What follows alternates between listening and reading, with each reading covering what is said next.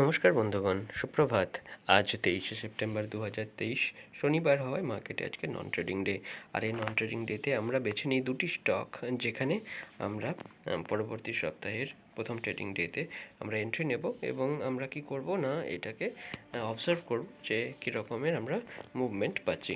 তো দুটি স্টক কী করে পেলাম সেটা আপনাদের দেখিয়ে দিই। আজকে এবার সপ্তাহে দুটি স্টক হলো অ্যাস্ট্রাজেনেকা ফার্মা আর ক্যাস্ট্রল ইন্ডিয়া।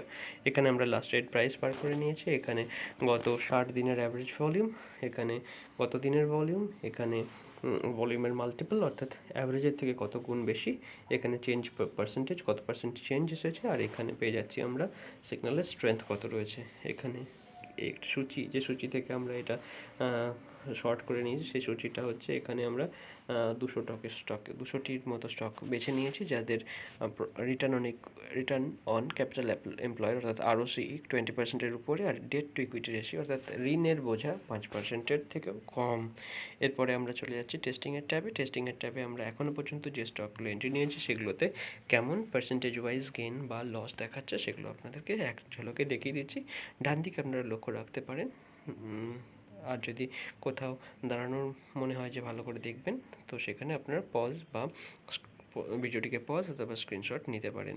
তো এই হচ্ছে আমাদের স্টকের সূচি। আর XIRR-এর ট্যাবে গিয়ে আমরা দেখতে পাবো এই গোটা স্ট্র্যাটেজির কীরকম চলছে।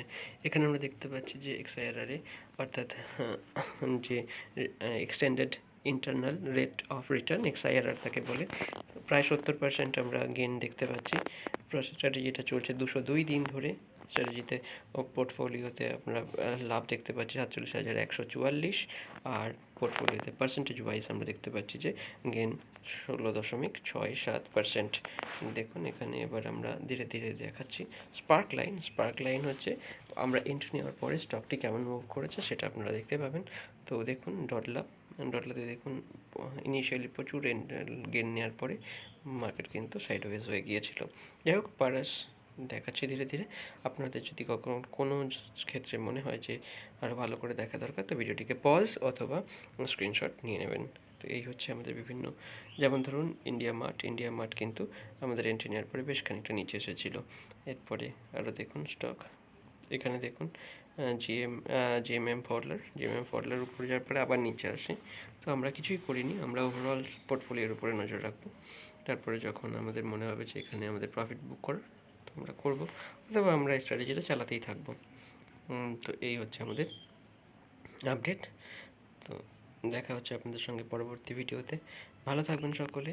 আর যদি আমাদের কাজ ভালো লাগে চ্যানেলটিকে সাবস্ক্রাইব এবং ভিডিওটিকে লাইক করে দিতে ভুলবেন না।